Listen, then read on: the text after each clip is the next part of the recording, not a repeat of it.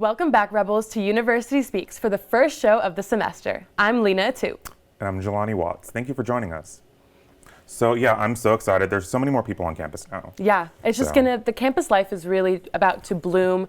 This is probably our first semester where I see like halls buzzing, everybody is everywhere, and I just love it so much. Yeah, and can you believe that like now there's like, I think the student activities are just more like vibrant around campus. It seems like you're walking around, it's nothing like it was previously. Exactly, and I'm super excited to just immerse myself in this campus life. For sure. What are you excited about this semester? I'm really excited to be a part of my sorority. This is probably my first semester where we just have events every week nonstop, and I'm just so excited to spend the time with these girls and be on campus more. What about you? What are you excited for? I'm excited to co-host the show for sure, and then also to I think just being immersed with so many students, like it's a great feeling, the different things we get to do. So I'm super excited for this semester, this year really. Really, me too. Yeah, for sure. Technology is all around us here at UNLV. Now even our president is jumping into the digital age. Students, as your digital president, I want to warmly welcome you to a new academic year here at UNLV. That is the new digital AI president, Keith E. Whitfield. Students are able to access the president anytime, anywhere. Students can ask questions about anything related to the university in full conversation. If you would like to talk to the new digital president Whitfield, you can at unlvaimedialab.com. Las Vegas is already growing, and new data shows the city will be growing even more come 2060. According to the UNLV Center for Business and Economic Research, Las Vegas will have more than 3.3 million residents by 2060. That increase is over 1 million new residents in the Las Vegas Valley.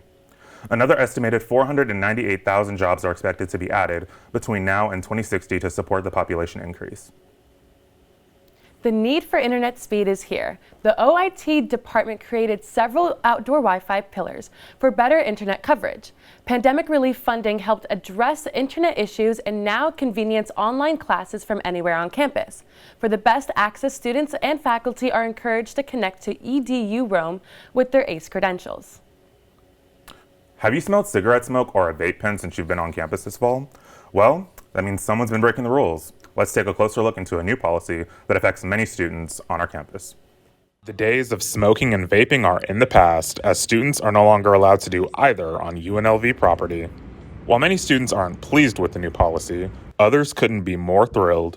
Personally, I like it how students aren't able to smoke on campus anymore. I'm personally not a big fan of smoking, weed, cigarettes, vape, and I hate the smell of it around me. I have to deal with it in my apartment when my roommate smokes. The university officially became a smoke-free campus on August 15th.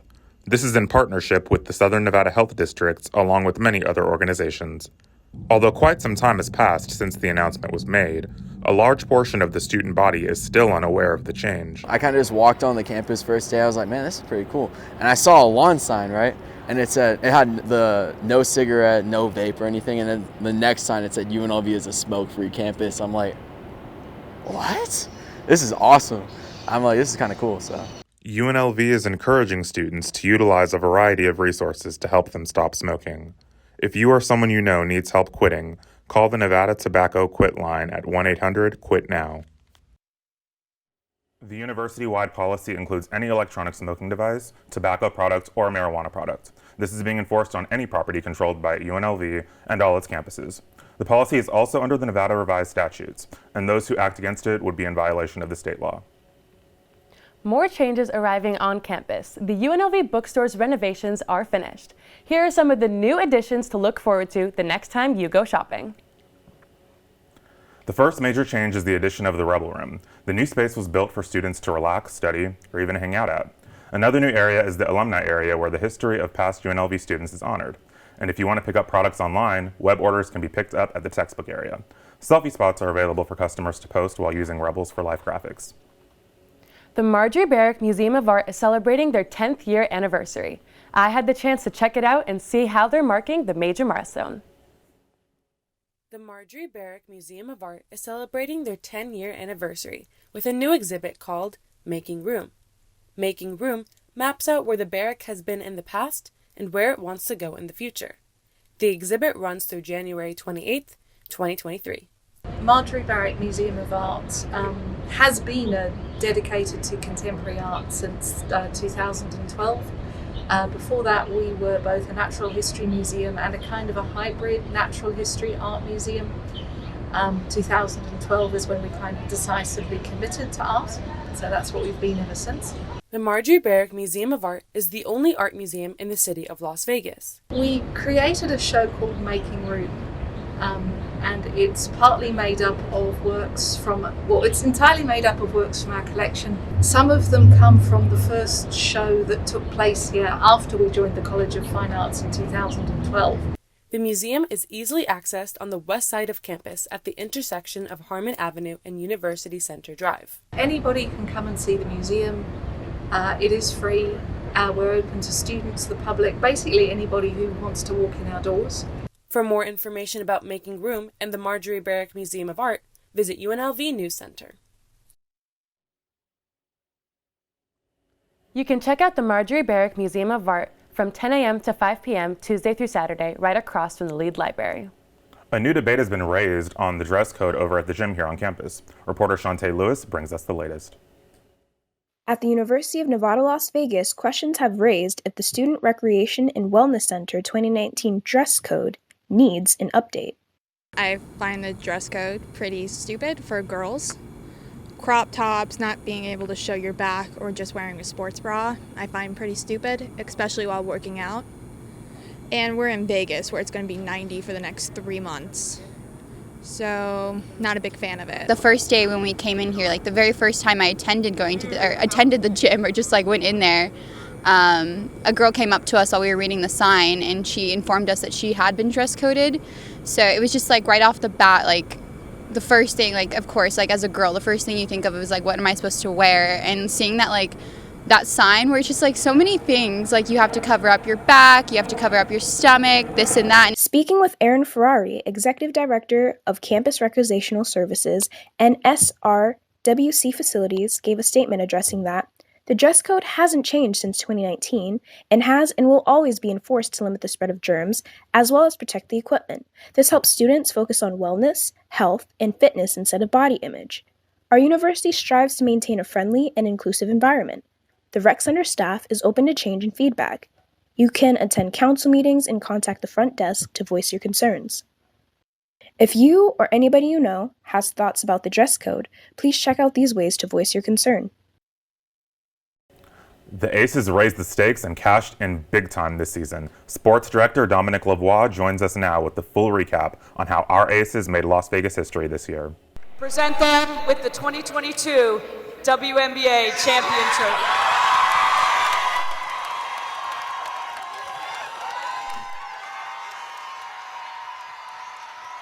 That was WNBA Commissioner Kathy Engelbert with Aces and Raiders owner Mark Davis presenting the team the 2022 WNBA Championship Trophy. This win being Vegas's first major professional sports championship.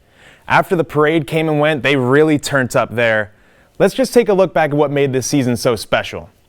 Now, let's start with the head coach, Becky Hammon. Hammon had herself a year. She won Coach of the Year, the first former player to do so, a Commissioner's Cup, all while leading the Aces to a league-best 26-10 record and sporting one of the league's best offenses en route to the title. And oh yeah, that title, that's a first as well. Hammon is the first former player to win a WNBA title as a coach. And Asia Wilson, she is her. The Aces' first overall pick from 2018 tore up the WNBA for all 36 games en route to her second MVP in her young career. She put up 19 points per game with 9 boards, all on 50% shooting from the field. In the offs, she did one better, 20 and 10 on 55% shooting from the field. And Kelsey Plum, she had herself a year as well.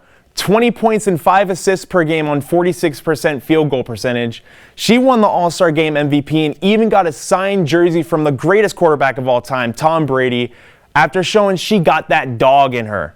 Plum in the finals, though, she struggled in Game 1, shooting 1 for 9 from the field, but she bounced back and averaged 17 points per game for the rest of the series on her way to the ship. And how can we not mention the point guard, Chelsea Gray? Gray was an absolute problem this season. 14 points per game with 6 dimes on 49% shooting is a fantastic compliment to this roster. And in the finals, she got in her bag. 18 points per game and 6 assists per game led Gray to winning the WNBA Finals MVP. We work really hard, play hard, and have fun while you're doing it. It's a journey, and it's been a pleasure for me to be on it with them. It's so awesome to be their coach, and they're just tremendous people, tremendous players, and it's just the beginning. We're just getting started. I feel like I'm just getting started. I'm really excited because, this was a great year, and it was Becky's first year. It was our team's set the standard, but man, we have so much room to grow. This is not the last championship we will be winning. Definitely seems like they're only getting started. That roster is stacked. But with hockey season picking up steam, the Vegas Golden Knights have another award under their belt. The VGK production team that you're seeing on screen, they recently won the NHL's Stanley Award for game presentation. UNLV's own Sydney Lum, she's on screen there. She was a part of the crew too. Congratulations to Sydney and all of the VGK production team. And speaking of UNLV alum, we have one of our own right here in studio with us. Lena's sitting down with her right now. Let's kick it over to them. That's right. We have former University Speaks producer, now News 3 producer, Triana Gondo. Thank you so much for coming back, Triana. Thank you for having me. All right, so what activities did you do in college that helped you within your career? So as you mentioned, I was a producer for University Speaks, and it was really exciting because it was just like this new show, like no one really knew about it. So it was really fun to see its conception over time and see you guys doing season 3 right now. It's really awesome. I was also part of Studio G for 2 semesters, and that really helped me work as a team, be a team player, and working with so many people, so many talents also comes with different personalities. So having to manage that to make sure our end craft is good. Yeah, I got you. What did you do outside of college that helped you within your career as well? So I was really fortunate to get an internship. Going into my senior year, I was a bit in a slump, so I went online and just emailed all of these news directors hey, I'm a third year student, I'm looking for an internship, here's what I have to offer and all that. And it was during the time where everything was shutting down because of the pandemic, obviously. So those resources were kind of limited, but I was able to get an internship at Las Vegas Now at Channel 8. So that was really fun, and I was able to really learn how to write for broadcasts, really hone in my skills for that. Yeah. So how did you showcase these skills to your future employer? So job searching was a time, during my senior year, I was starting to look for jobs. I definitely wanted to stay home, but I knew going shooting that high up market 39 is it's a big market, so very demanding and all of that. And I knew going into it I don't know if they're gonna hire me. I'm fresh out of college, but I just went in there hey, I'm willing to learn. Here's what I have to offer. I'm willing to learn and all of that. Yeah, what advice do you have to new college students who are going into the field, or anyone who just wants to get a career in general? I'd say just go for it. Yeah, my sob story going into senior year. But I really turned that adversity into something. I'm not gonna stay sad. I'm gonna what did I come to college for? I came to college, to get a journalism career. So what's next for you? What are you going to do in the future? Really exciting. Next month is going to be my 1 year at News 3, so that's really exciting. Time has flown by so fast, but so slow at the same time. I've just learned so much during that time, and I can't wait to just stay in Las Vegas and see where that takes me from there. As for goals in the future, I haven't really thought that far yet. This news producer job was my big goal, but I don't know. Who knows? Who knows where life will take me. Yeah, we're wishing you the best of luck, and we're so glad to have you here today. Thank you. Yeah. Thank you again for joining us, Triana. Jelani, back to you over at the desk. Thanks, Lena. We're in the middle of Hispanic Heritage Month, and there's a lot to celebrate. From the cultures to the food to the art, our reporter Brianna De Leon has more. Just last year, UNLV was placed in a four-way tie as being recognized as the nation's most diverse campus by U.S. News and World Report, noting their high percentage of Latinx students sits at about 32%, almost half of the 65% of racial and ethnic minorities here at the university. Hispanic Heritage Month kicked off on September 15th and will continue throughout the month of October. It celebrates the histories and cultures of Mexican, Central, South American, Caribbean, and Spanish identities. Students and staff across the UNLV campus have come together to celebrate their heritage. We're a pre-health organization. We help our Latino community through outreach, and then we also help undergraduate students who are looking for careers in medicine. Many on-campus organizations aimed at Latinx students can also provide plenty of opportunities amongst the community. It's great to be a part of this where people who already graduated and already in medical school, they don't forget about us. They always come back and give to us and give us opportunities. So it's awesome. I love it. Many events will be held on campus in celebration through Latinx organizations, from scavenger hunts to foodie fests and workshops. Homages are also being made through the campus, with the UNLV Library sharing a Latinx Heritage Month resource guide on its website containing a list of informative and educational resources regarding the Latin community. President Whitfield went on to state, "We are excited to celebrate with events and resources that support and recognize the Hispanic and Latinx community, not just this month, but all year long." The celebration, however, doesn't just end there. The Marjorie Barrick Museum of Art, located on campus, also celebrates Hispanic and Latinx identities. With a list of different Latin artists from different backgrounds and upbringings, they display their experiences, knowledge, creativity, and much more, attributing their heritage. You can visit the museum Tuesday through Saturday from 10 a.m. to 5 p.m. You can also find on-campus resources aimed at Latinx students and a list of events through the UNLV Office of Student Diversity Programs or through their page found on the UNLV website at unlv.edu/student-diversity. I'm Brianna DeLeon, reporting for University Speaks. Life is Beautiful has taken over downtown Las Vegas once again. Reporter Caitlin Bustamante brings us a full recap of all the fun. Life is Beautiful is Las Vegas's premier festival, known for its music, art, food, and comedy. Thousands of people from all across Sin City and beyond flock to the streets of downtown Las Vegas to experience 3 days of what makes life so beautiful. Here's a recap of all of the highlights at the festival. The Life is Beautiful Music Festival is fueled by the belief that art can change the world, and local artists and creators like Tina Choi are given a platform to share their art at the special festival edition of Market in the Alley. I think it is the best place to be. Market in the Alley, I mean, I'm sure you've seen, there are so many local vendors that try their best to make everything happen for their booth and for the community and for the culture. And speaking of festival culture, what's a festival without food? The Pizzeria is a new culinary experience making its grand debut. Pizza lovers can grab a slice from a rotating lineup of vendors curated by Chef Vincent Rotolo. Old School Pizzeria is one of the stars of the local pizza scene, bringing the flavor to Life is Beautiful. It's an incredible honor. We're so proud of what we do that it's so great to showcase it at such a fun event with so many people. Our proof is in the dough. We're changing the perception of pizza being junk food to food that's good for you. After fueling up with innovative culinary creations, attendees can watch their favorite artists perform live at one of the 7 festival stages. Electronic music duo Shipwreck dominated the Fremont stage during their Life is Beautiful debut. Colin McGuire shares what the performance meant to the duo. It feels so nice to play for our fans and develop some new ones tonight. It was crazy, we would cut our records and everybody would be singing every word to all of our songs. Honestly, euphoric experience, seriously.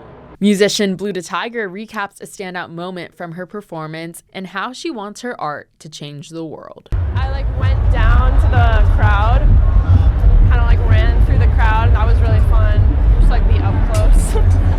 I wanted to empower people to follow their passion, to live their truth.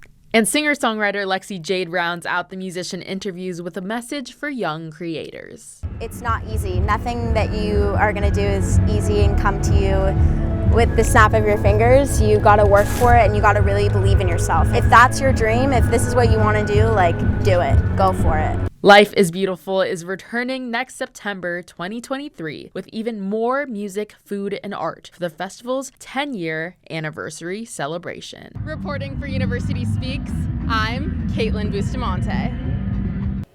Yeah, I know nothing about Life is Beautiful. I've never Really? been. Yeah, I'm a Vegas native. I've never been once. I've never been either, but from what I've seen on social media, it looks like a lot of fun. It's literally just a festival to celebrate art, music, and food. Absolutely. If you had your dream headliner, though, who would it be?